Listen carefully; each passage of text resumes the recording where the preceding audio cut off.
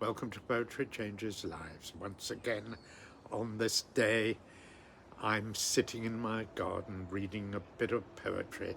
It's my favourite part of the day, actually, because it puts the right sort of stuff into my head, and my head needs an input of the right sort of stuff. Otherwise, I start thinking stupid, irrational thoughts.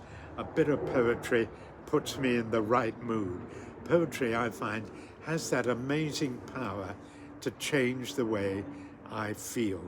And when I feel different, I think different, and consequently, I behave different, because the three things are all connected, thoughts, feelings, and actions.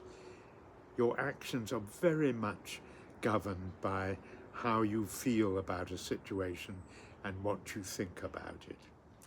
Just consider that whenever if you're sitting in a traffic jam, you can get all upset and frustrated because you're telling yourself it's the worst thing in the world. But if you tell yourself, oh, this is an opportunity for me to listen to some music on the radio, you can turn it all around. Try it. Thoughts, feelings, and actions are all connected, and poetry influences it. That was what I discovered some time ago. Let me demonstrate. On this day in 1820, the English nurse and administrator Florence Nightingale was born. Guess where? In Florence, Italy. She worked as a nurse in London as a young woman and was later part of a small contingent, a small party of nurses that was sent after the Crimean War began. She was sent to Istanbul, to Scutari, which is a district of Istanbul, where the English hospital for the war wounded was located, and it was a very primitive, dirty sort of place.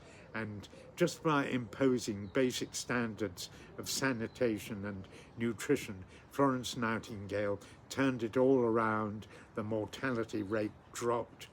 And by the time the Crimean War was finished, she was famous as the lady with the lamp.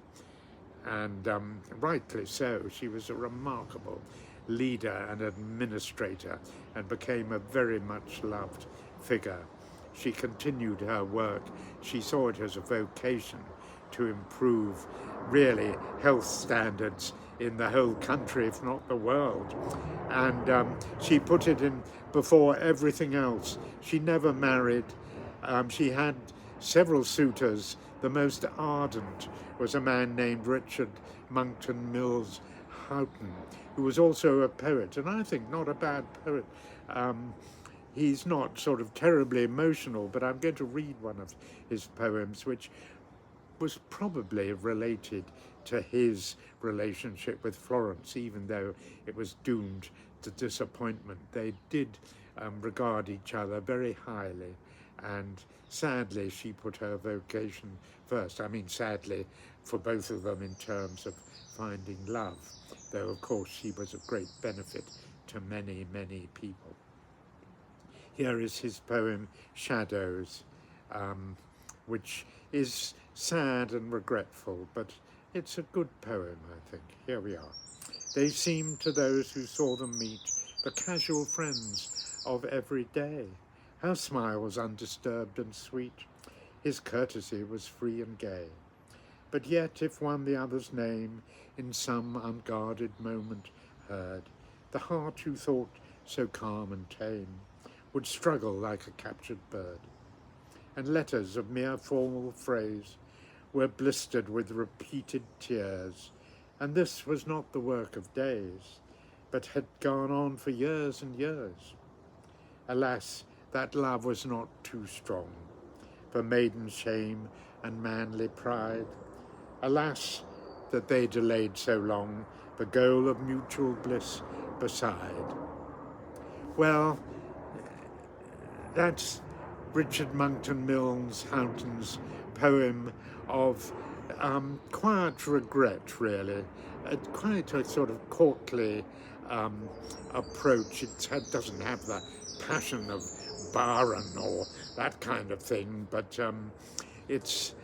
I can imagine Florence Nightingale reading that and with a wistful smile, sort of nodding and thinking to herself, well, yes, some things, sometimes you have to do what you think is right and put it above personal gain. Sad, but a very noble attitude. Today I will try to be steadfast in all that I can do. I'll try. I wish you all a good day and thank you for listening. Take care.